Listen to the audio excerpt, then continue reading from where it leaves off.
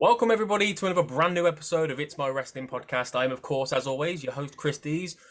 Before I get started, please make sure to hit the subscribe button if you're watching on YouTube. If you're listening on audio platforms, make sure you hit the follow button as well. Joining me today is a man I am very, very excited to speak to, honored to speak to, privileged, one of my favorite wrestlers, especially in his most recent run in Ring of Honor. He's a former Ring of Honor Tag Team Champion, Impact X Division Champion, two-time WWE 24/7 champion. As I said, you can find him back in Ring of Honor now, tearing it up as part of OGK. He is, of course, the Miracle, Mike Bennett. Mike, thank you so much for joining me, man. How's it going? It's good, man. Thank you for having me. That was quite the introduction. It always makes me feel very special. So thank you. Yes. Thanks for talking to me. No, man, like I said, the pleasure is all mine. When I do my intros, I always bring up things that people forgot that they'd done. Yeah, that happens a lot when you're a wrestler. Yeah. Yeah, when you're doing it for so long, especially, yeah. Right. Cool. I know you're a busy man, so I'm just going to get right into it. Like I said, I'm really excited to talk to you. There's a few things I wanted to ask about. First thing I wanted to ask about is obviously you left WWE last year. It's been pretty much a year and a half, around April 2020.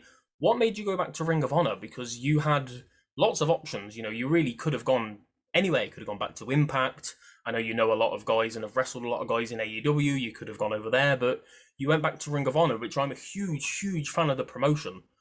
But what was it about Ring of Honor specifically that made you want to go back there? So short answer, it's my home. It's always been my home. They gave me my first opportunity. Carrie Silkin gave me my first contract when I was just a kid. But kind of a long-winded, not really long-winded, but a story here. When I got released, like you said, back in April of 2020, one of the very first people, might have been the first person that reached out to me, was Delirious, who is, as most people know, is the head booker at Ring of Honor. Yeah. And it's one of those things where, so my wife always laughs because the message he sent me was just, I think it was either a wink emoji or it was a kissy face emoji. And when he sent me that, it was one of those things where it was like, it's a scary time. No one knows what's going on. You just lost your job. You don't have a clue what the hell's going to happen. And to have him, who's the head booker, super busy, has everything on his plate, reach out to me and sort of just be like, hey, I got you. We got you. Something's happening here. Hold on. Hello. There we go. My stupid phone. Someone's trying to call me. For him to reach out and just kind of be like, hey, I got you and we got you. I don't know, man. And that just, as me as a person and as a human, that just goes a long way to me. And again, like I said, it's home and Matt Taven's there, my best friend in the whole world. And it's like, I knew that was an opportunity to go and be the wrestler I wanted to be. And that was going to be at Ring of Honor. Now, don't get me wrong. I love AEW. I love Impact. In this industry, you never say never to anything, but Ring of Honor has and probably always will be my home. And I love it there. Yeah. How long did it take to receive that text message? Was it like literally the same day or as soon as you were announced? I believe, if I'm correct, it was that same day. Because I remember him being one of the first people to reach out to me. And I just, again, as someone who has two kids and is a family man and knowing no one knows what's going on, for him to just kind of be like, we got you, it's special to me. Yeah. Like I said, I've spoken to loads of guys from Ring of Honor, and there's very much like a family feeling. Like everybody just looks out for each other. And he could have sent you like a really long essay message begging you to come back, but I like that it was just like an emoji. That's kind of cute. And that's and that's why I was laughing and I was telling you, like, my wife jokes about it because she's like, only in professional wrestling does someone send you like a kissy face emoji and you're like, all right, this is how we do business. But it's with Ring of Honor, with him and with the guys there, that's just how we do it. Like you said, it's a family. Yeah, awesome. That's lovely to hear. You mentioned Matt in there, Matt Taven. Obviously, like I said at the start, you're back in Ring of Honor now as the OGK. The Kingdom started way back like 8 years ago, 2013, I think it was. Like guys like Adam Cole and Matt Hardy as well. And then Matt came in. You had so many legendary battles against the Briscoes, and then obviously you found yourself very recently fighting against the Briscoes again. I I imagine you're at a point now where you close your eyes and you see the Briscoes. But you're all it just feels like you're gonna fight them forever, but it's always so good. What is it about the Briscoes like do you enjoy wrestling those guys? Why does it always work so well? I mean, I think there's a bunch of reasons. Like, I think I could break down a ton of reasons of like talent level and personality wise and this and that. But when it comes down to it, I think what it really breaks down to is the four of us. Um, we all just really like each other. Like, we're all friends backstage. The Briscoes are at my wedding. Matt Taven officiated my wedding.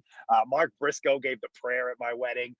So it's like it's one of those things where we all just like each other, and sometimes you can't explain it and you don't know why, but certain people just bring the best out of certain people. Yeah. And with the Briscoes, whether it was one-on-one against Jay or one-on-one against Mark or tag teaming or Taven wrestling one of them, we've always just brought out the best in each other. And like, we had that match recently at Death Before Dishonor. We haven't wrestled in forever. And like you said, I honestly felt like I could close my eyes and have a match with them. Like, it was like riding a bicycle. We all felt like we hadn't missed a beat. And it's one of those moments where you get in the ring and you're just like, oh yeah, we've done this before. Let's do it. And then you just go. And it's there's certain guys in this industry that you have that chemistry with. And with the Briscoes, that just is it. Yeah, I and you've wish I obviously wish there was like a scientific answer to it, but it's really it's that just kind of simple. like, yeah, some guys work, some guys don't. It's just really all there is to it. When you decided to go back to Ring of Honor, then was Matt being there? Was he like the key thing? Did you want to go straight back into tagging with him again, or did you have other ideas? Was it like a Ring of Honor idea to put you back together, or was that something that you guys sort of pulled for?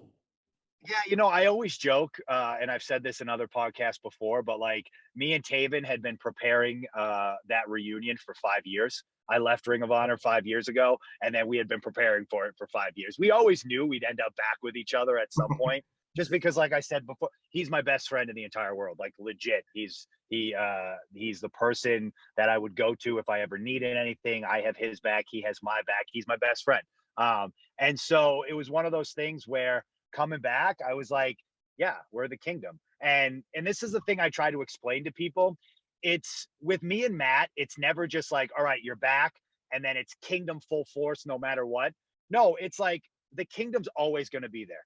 It's we will always be the kingdom. I'll have his back, he'll have my back. We will at times go off and do our own thing, like me with the pure stuff, him with the world title stuff. But at the end of the day, the kingdom will always be the kingdom. So it's like, yes, I came back to Ring of Honor, but in a sense, I also came back to the kingdom. I was there for my best friend, and he was there for me. So if it's we got to go, the two of us have to go beat the crap out of somebody. The two of us will go do it. If I just have to do it, I know he's got my back at some point. So it's one of those instances where it's like, all right, we're back together, and it's like the band is back together. We're always there when the other person needs them.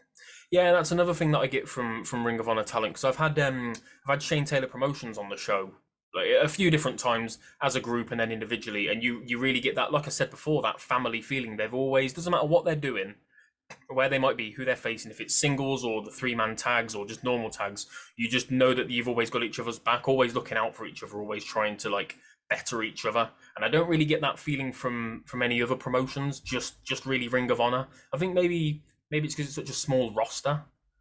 Maybe. Yeah, I think that could be a reason, but I just like I can't speak for AEW and I can't speak for Impact right now because I'm not there and I don't know how the feeling is, but there's a feeling in Ring of Honor that a lot of times in wrestling, it's a very me type of business, which it's fine. That's life. You got to take care of yourself first, end of the day.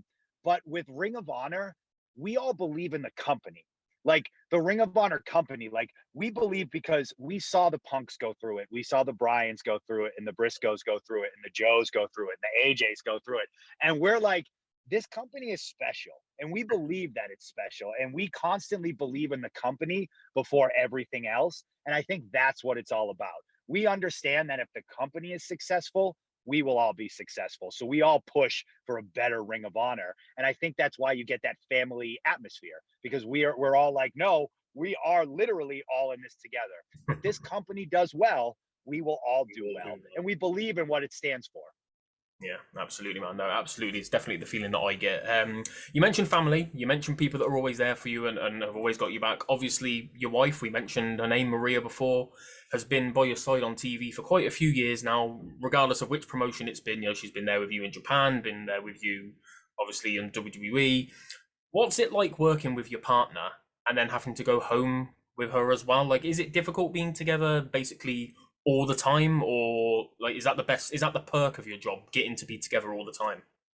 See, I actually like it. And the thing with me and Maria is like I don't know, and I don't know if people will believe this, but we don't get sick of each other. Like we're very good at giving each other our space, and then we're very good about coming together when we need to come together.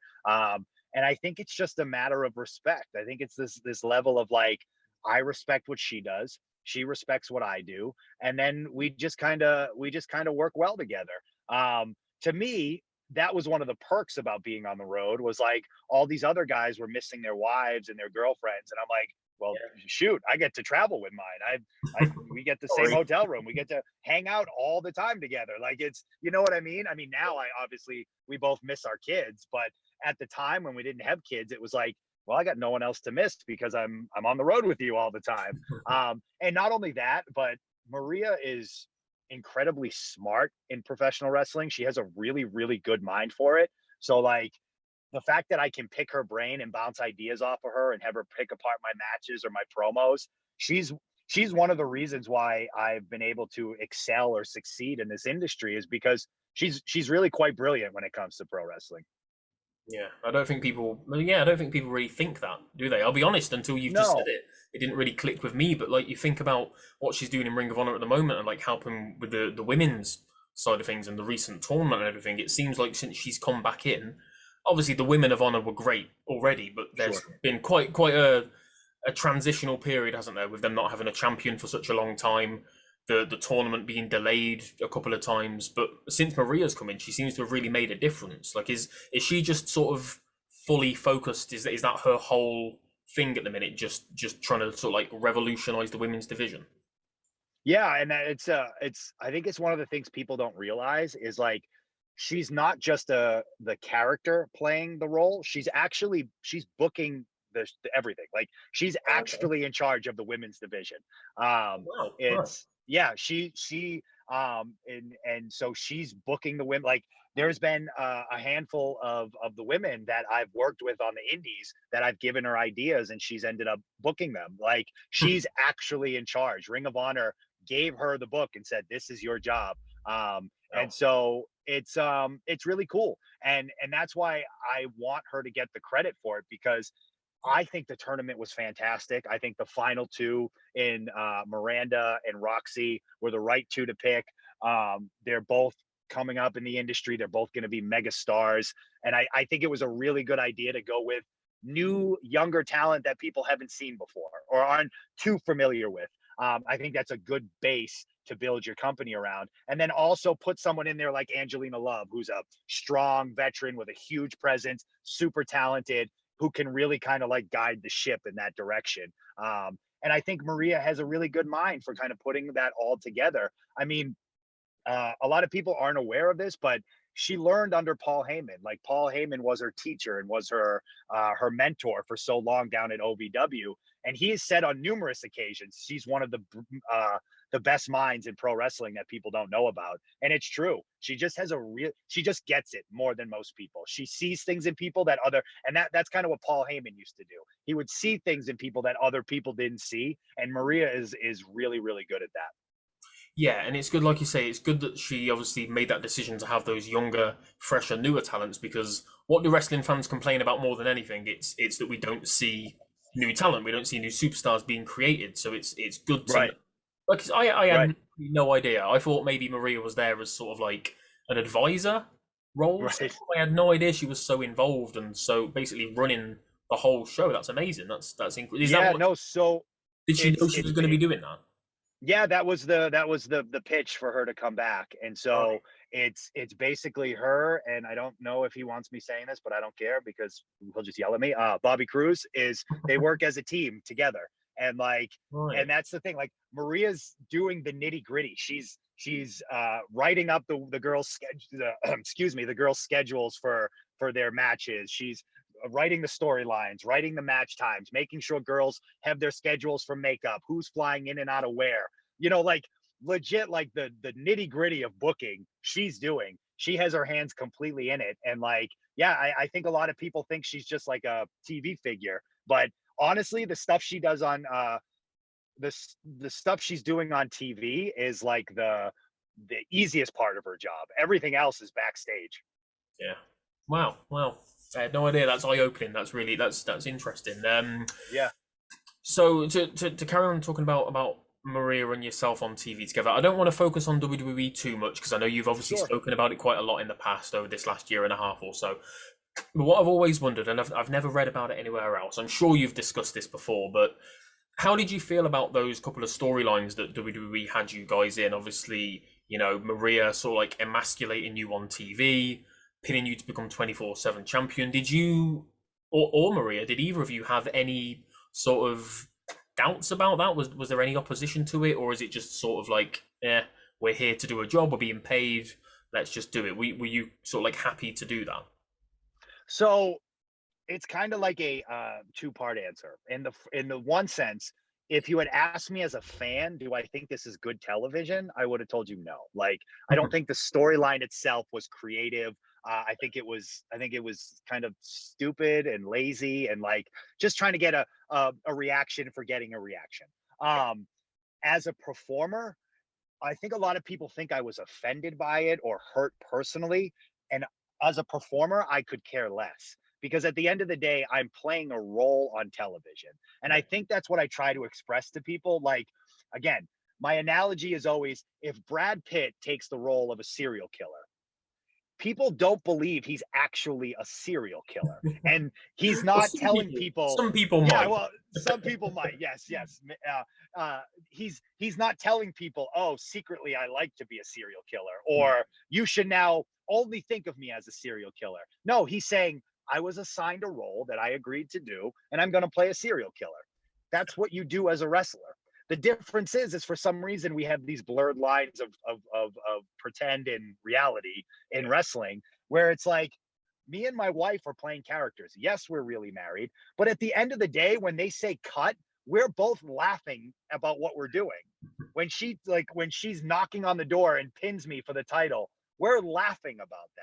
Like when I'm pinning her at the doctor's office, when they say cut, we're dying laughing because it's stupid, it's goofy, it's a role that you're playing. So like, do I think it's good television? No. But at the end of the day, I was hired to play a role, and that's what I did. Like, what am I going to do? Say no? I had been begging to get on TV. Here's an opportunity to get on TV. All right, I'll take it. Did I think it was good? No, but I'll do it. Maybe it speaks to how good your performance was that it made people believe that it was a real thing. Yeah, But I think social media, as good as social media has been for wrestling, we know the pitfalls of social media, don't oh we? It's made yes, people yeah, believe things that are obviously like back in the '90s. You didn't believe, I don't know, that Val Venus had his penis chopped off, did you? sure, Or that Mae Young didn't have a hand baby, things like that. But sure, these days yeah. I think people have just, we see into people's lives too much, and it's sort of warped people's minds a little bit. Like I'm with you. I didn't enjoy the story of the whole Right, like Maria emasculating you. It just wasn't good TV. Nothing sure. to do with you guys. You guys did the best that you could. It was, you're given a script, you're given a job to do. You can only do so much with it if it's bad TV, can't you? Yeah, and like, and Yeah. that's the thing is it happens in every type of TV genre, like Hmm. you'll watch The Walking Dead and there'll be an episode where you go, that was just bad television. That doesn't mean the entire Walking Dead is bad. That doesn't mean No. the actors are bad. It was just a really bad episode that just didn't click. And you go, yeah, that was pretty stupid. I didn't really like that episode. That's Yeah. kind of how I felt with that. It was like, and I know there's a lot of people that are like, oh, well, maybe it was Vince punishing him or trying to make him look foolish. And again, even if that's the case, I'm still playing a make believe character. I'm Yeah. still not really being pinned by my wife, really not being emasculated by my wife. At the end of the day, we went back to the hotel, ate dinner, and laughed with each other and had fun. Like, we really didn't hate each other. It's one of those things where, like, there can be a million reasons why the storyline happened. At the end of the day, it's still a make-believe storyline. Yeah, of course, of course.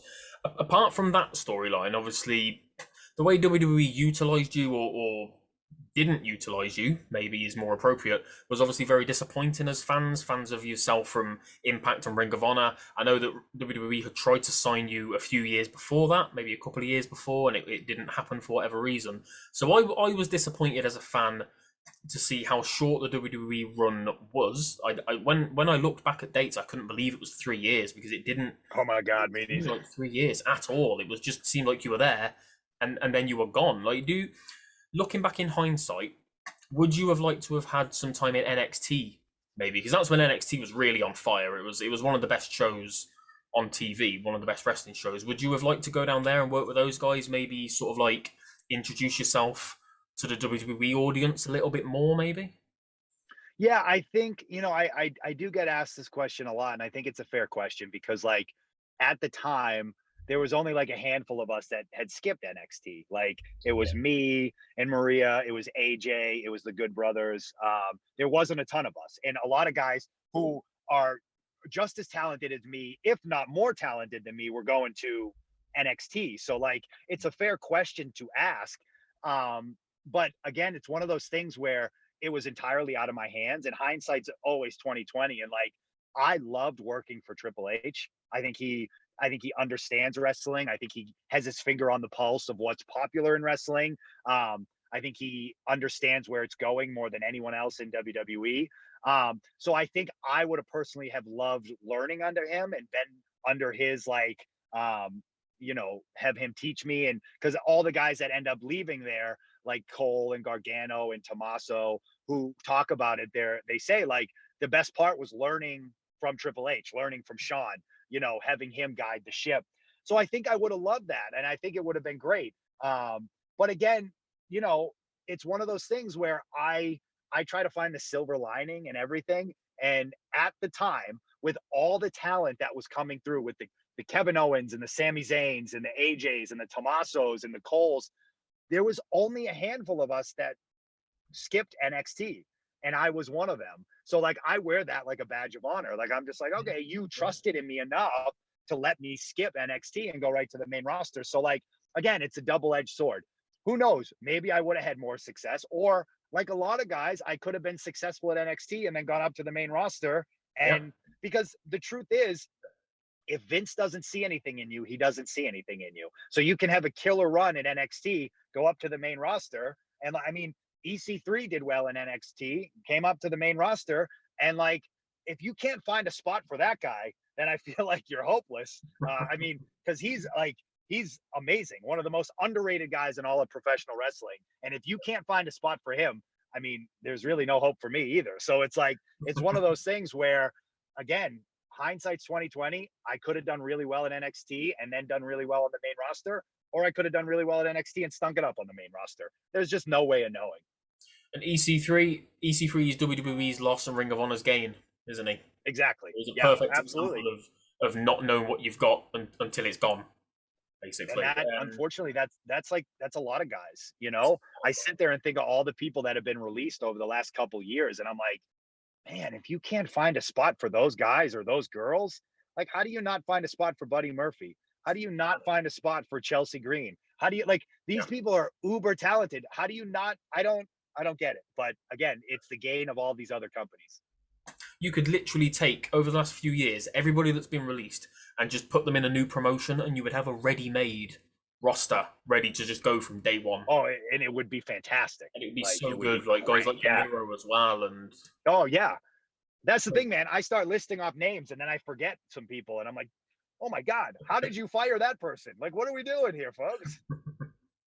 right. So another sort of like to add on to that last question about maybe having an NXT run. Obviously, you love working with Maria. You've done it for a number of years now.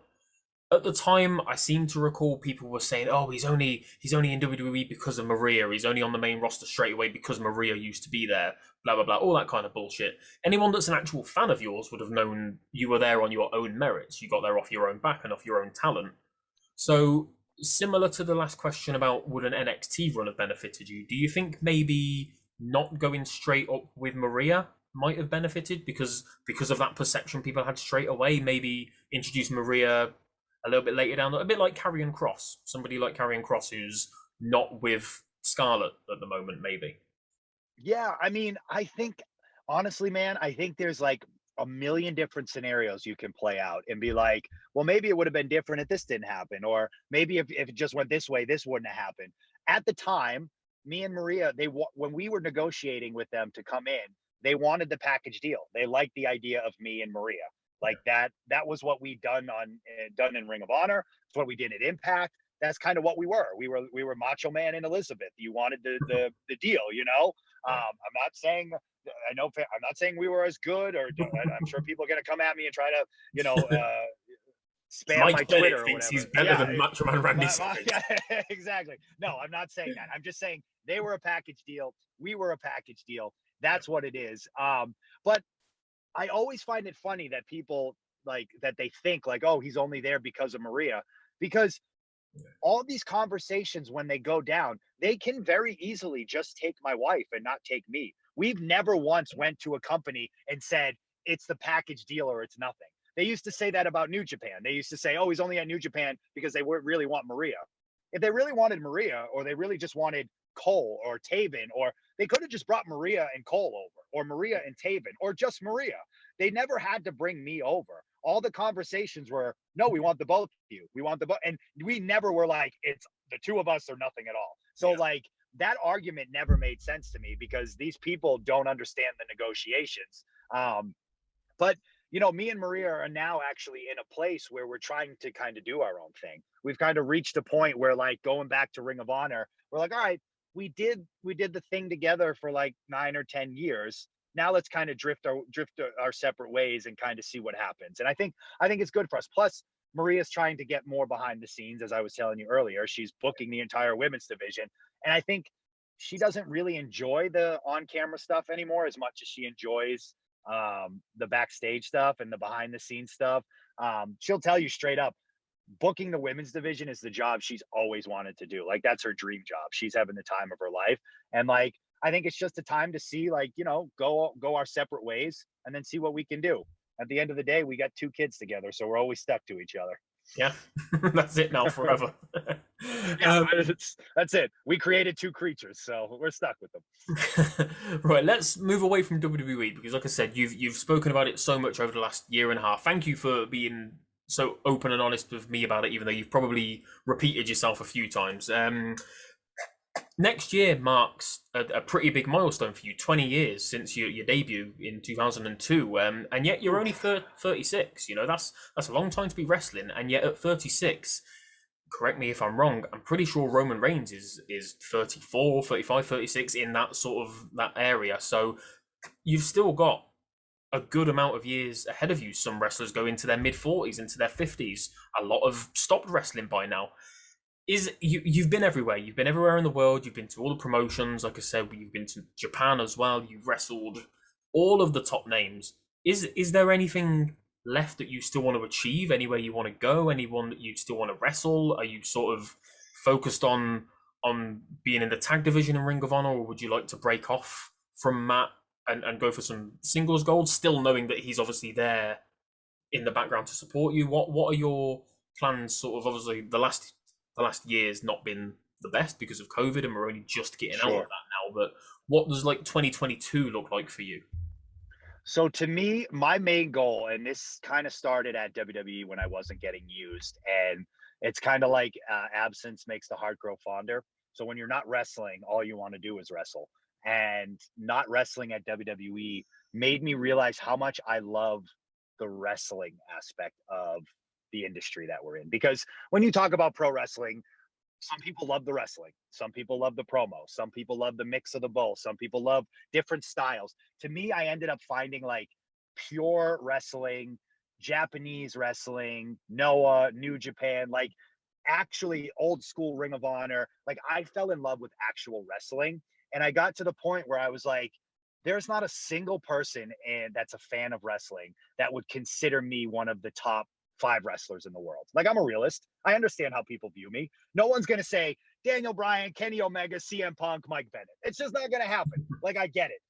My goal is to be in that top 5. I want to be considered one of the best wrestlers. And in order to do that, I need to become pure champion. I need to become Ring of Honor world champion. I want to be Ring of Honor world champ. That's my biggest goal right now. I want to be Ring of Honor world champion, tag champ, pure champion. Like, I want the company to trust me as their top guy. I want to be in that discussion as best wrestler. And at the end of the day, I want to go out and prove to people that I can have these kick-ass matches, you know? And that's been my goal ever since I got back. Like, I want to go out and I want to have a series with Jonathan Gresham, best of 7 series with Jonathan Gresham. I want to go out and have a series with CM Punk or Bryan Danielson. I want to go out and have these matches with Jay Lethal, or I want to go out and wrestle Shane Taylor. Like, I want to show people that I can go and I can do strong style, and then I can do lucha, and then I can do, you know, goofy haha pro. I want people to be like, holy cow, that guy can do everything. I mean, I just had a match with Chris Dickinson where we went 20 minutes of just like strong style, Noah style wrestling, where we just beat the absolute hell out of each other. And I had the time of my life. And I want people to know, like, oh crap, if Mike wants to go, he can go. That's my goal right now. Like, I want to talk to you in like 5 years and be like, you know what? There is a lot of fans that go Kenny Omega, Daniel Bryan, Mike Bennett. That's my goal. And do you think that's still doable at sort of like, saying your age makes you sound old, but you know what I mean? Like in the wrestling cycle, do you think you still got enough time to do that? Enough time to get out there and travel around to all those different promotions? And I'd love to see that series, by the way, against Jonathan Gresham. That would be incredible. That'd be amazing. Me too, man. Yeah. You know what? There are times when I'm like, oh, geez, I'm 36. Do I have enough time to do this? And then there's other times where I go, well, I'm only 36. I got plenty of time to do this.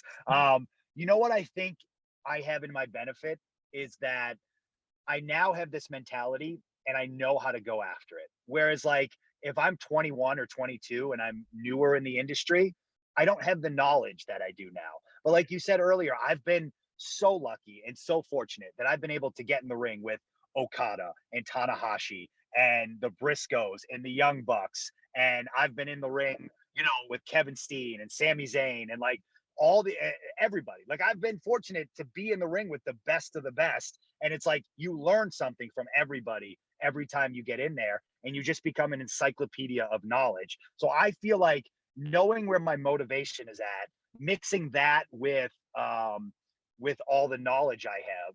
And not only that, but mixing, I had a buddy reach out to me about a few months ago when I got sober. And he said to me, or not when but I was celebrating my 4-year sobriety. Yeah. And he said to me, you know, think of all you accomplished when you were on drugs. And now that you are clear-headed, think about what you can do.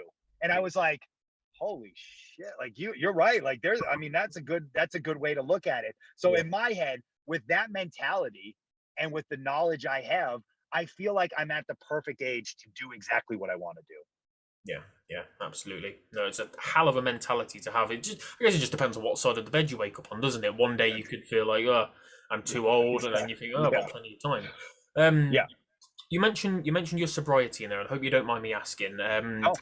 Because I know you've been open about it in the past. I didn't even think to bring it up, to be honest, because I was one of those things I don't know if you should tread carefully around. No, man, I honestly, and I'll say this now, I like talking about it because the more people talk about it, the more the stigma gets away. I think we have a stigma because people are unsure whether we should talk about it. So I think talking about it is like, oh, okay, it's okay to talk about.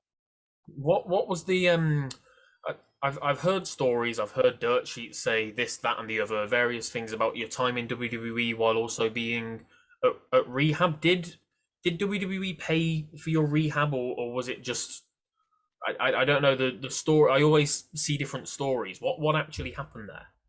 So no, they never paid for rehab because I try to explain to people I never went to rehab.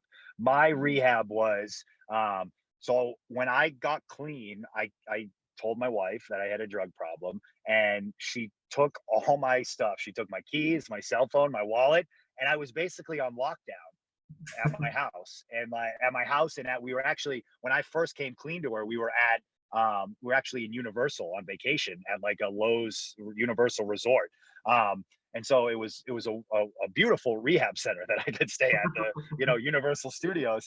But I never I never went to rehab because I didn't need it. I was able to find other avenues of keeping myself clean.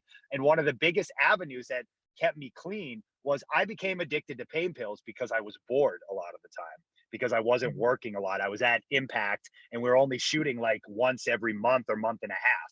Yeah. So like I would sit at home and I had an injury. So that injury healed, and then I would get bored and just pop more of the pills that I was on. But you know what I mean? Like it was one of those constant cycles.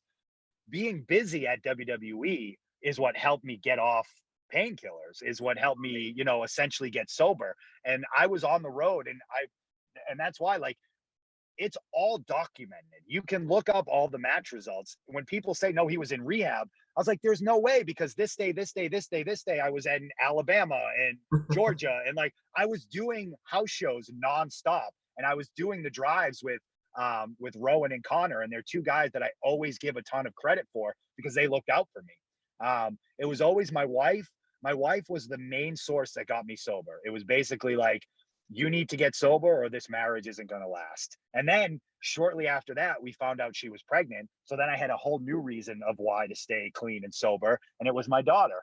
And so it was one of those things where, no, WWE, I never told them. I never came out to them. It wasn't until I put a post up on social media did they find out.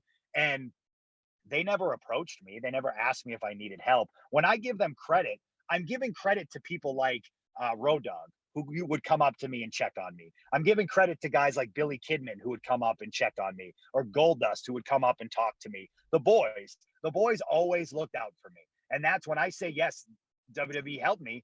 They did. The guys in the company helped me. And I will still say this, and people will try to manipulate my words all the time. I'm very thankful I wasn't fired, because I wanted to work at the company at that time. And so, like, the fact that they didn't fire me for being a drug addict went a long way with me. Now, further on in my career, they did a bunch of lousy stuff that I didn't agree with. But at the time, I was like, yes, I'm very thankful you did not fire me. We always try to make things very black and white, where life is always just shades of gray. There's nothing about life that's not shades of gray. And that whole story is just, it's shades of gray. But yes, at the end of the day, they did not pay for my rehab because I didn't go and I didn't ask for them to. It's people trying to find a headline, isn't it? It's people trying to find something to tweet about, something to put on a dirt sheet. I think it's people just, like you say, manipulating what you've said because you were in WWE at the time. Oh, they must have helped. They must have helped to get you clean. They must have put you through rehab. I think that's where the confusion is for me as well. And the funny thing is too, which I don't like, if they had helped me, I would be the first one to say that they had helped me. If they had paid for my rehab and took care, I don't say they didn't pay for my rehab as a shot against them. I say they didn't do it because I want to give the people who did help me the credit. My wife helped me. My wife saved my life. Connor and Rowan looked out for me when they didn't have to. Goldust and Road Dogg and Billy Kidman, they lent an ear to me when they didn't have to. I want those people to get the credit. Not that I want people to be like, oh, screw WWE because they didn't help them. No, I didn't ask them for help. The people that did help me, I did ask for, and they were wonderful. Yeah. It's again, social media, isn't it? It's Twitter. It's exactly. It is what it is, argue about and comment on and stuff like that. But yeah, no, thank you for being so, again, open and about it. It's one of those things I never know if it's okay to talk to people about. With me, it is, because I want to remove the stigma of addiction, because like we have this idea that if you're an addict, you're homeless, you're on the street, you got a needle sticking out of your arm. And there are unfortunately a lot of people like that. And we need to talk about that. But there's a stigma of like everyday people that you interact with every single day, that you're like your friend, your brother, your sister, your mother, your dad. Like, this is a serious issue that's going on. And I mean, I don't know how it is in the UK, but in America, it's a serious issue. And like, it's an epidemic over here. And the reason it goes like, we don't figure out a solution for it is because it's taboo. It's stigmatized. People don't want to talk about it. The more we talk about it, the more we'll be able to help people. Yeah, and I don't know how many people will watch this video, but if it even just helps one more person hearing you talk about it, then it's done what it's set out to achieve, hasn't it? That's always been my goal. Even in the UK, I think it's a worldwide problem, really, isn't it? It's hard to say, but it really is. It's definitely a problem here. People don't like to open up. I think it's especially men. That's another Yeah, stigma as well, isn't it? That men should be strong and, you know, grow yeah. a pair and stuff like that, but men just don't want to talk because of the fear of how they'll be viewed or You're emasculated. you're considered weak because Yeah, we again it's stigmatized in this way where people are like they don't look at it as a disease, they don't look at it as an issue, they look at it as, oh well, you don't have the willpower to overcome it. No, yeah, that's not it at all. My brain's wired differently and I need to figure out how to rewire it so it's okay. That's a problem, that's a disease. And like until we stop condoning people and can like think like, oh well, you can just fix it on your own, it's like depression. Just smile, just toughen up, just deal with it. It's not yeah. that simple. It's a disease. Like, let's talk about it like it really is. Yeah, absolutely. So anybody like I don't know what the channels are to go to, but if anybody listening to this has been through these kind of things, thinking and feeling these things, reach out to a friend, to a loved one, to anybody. A tweet, Reach out to me on Twitter, please. I reach out DM to people Mike. all the time. Yeah, I as much many people as I can. I try to DM if they, hey, I'm having trouble. I'll DM you. I try to just send them a quick like, you got this. I got your back. We've all been through it. Like I get a ton of DMs, but like I try to reach out to the people I can because it does help. Yeah, absolutely, absolutely. Right, let's I'm gonna wrap this up by ending on something a bit more cheerful. I like to ask all my guests the same question to wrap up. I ask about their Mount Rushmores, but I like to sort of like adapt it to them and to their background, the places they've been and the things they've done. So, you know, a general Mount Rushmore is very hard to pick. Could you give Sure. me your Mount Rushmore of Ring of Honor talent? Either guys who are there now or guys who you've wrestled and you've seen come through the ranks. I know that's a bit of a difficult one, especially as you work Uh, there now. But sure. I mean, if I had to do like an overall Ring of Honor Mount Rushmore, of all um, time, all time, it would for me, it would definitely be Punk, Joe, Brian, and Nigel. Nigel, yeah, Yes, yeah. Nigel McGuinness is my absolute favorite Ring of Honor wrestler ever, and I don't Mm. think he gets the props he deserves. No, no, he doesn't. I mean, it says a lot that as somebody British, I sometimes Yes, forget that he was in Ring of Honor, but because I think of Nigel McGuinness, I think, oh yeah, the commentator. I know sure. he was a great wrestler, but I just don't always piece it together. But no, that's a hell of a Mount Rushmore, man. That's a hell of a faction. Um, Mike, that's all I've got for you, man. Like I said at the start, I know you're a busy man, so I don't want to keep you too long. I'll let you get going. But before I let you go, where can people find you on social media? What have you got coming up soon? What are you up to in Ring of Honor at the minute? What matches have you got coming up? Yeah, just follow me on Twitter at Real Mike Bennett. Follow me on Instagram at the Real Michael Bennett. Please watch Ring of Honor. Check out their YouTube channel. They're constantly uploading content. I have a match on there that I'm super proud of. Me versus Rhett Titus in a Pure Rules match. It's one of my favorite matches I've had this year. Check that out. I'm doing a show for Northeast Wrestling coming up on October 16th. Yeah, man, just please, guys, watch Ring of Honor, talk about Ring of Honor, tweet Ring of Honor. I really feel like we're doing special stuff right now. And because there's a lot of attention focused in other companies, we're not getting the recognition that we should. And there's just so much talent under one umbrella. Also, please go out and search these YouTube. I just put up a bunch of YouTube videos of matches I've had over the last year, not because I want you to watch me, but because I want you to watch the guys I'm wrestling against. Like I wrestled a ton of super talented indie guys like Brian Keith, Mysterious Q, Cole Radrick. Just a bunch of guys that like I think are going to be the next echelon of super talented guys and are going to make a name in this industry. And I really want eyes to get on them because I think they deserve it. So go to my Twitter, look up Mike Bennett versus Brian Keith or Mysterious Q or whatever, and just watch them and please talk about these guys because they're so talented. Yeah, man, absolutely. I'll put their names in the bios and I'll try and find some links to them as well in their social medias and just to get the word out That'd about be them a little bit. awesome. Thank you. Yeah, man, absolutely Thank no you. problem at all. Mike, thank you so much, so much for joining me, man. You're somebody that I wanted to talk to for such a long time. It's been an absolute pleasure, an absolute blast. Guys, thank you for watching. Thank you for listening. Like I said at the start, please either hit subscribe or follow, depending on where you're watching or listening to this. You know where to find me. Everything will be in the about section, linktree / It's My Wrestling Podcast. And that's it, Mike. You've been an absolute star. Thank you so much for joining me. Everybody, thank you again and take care until next time.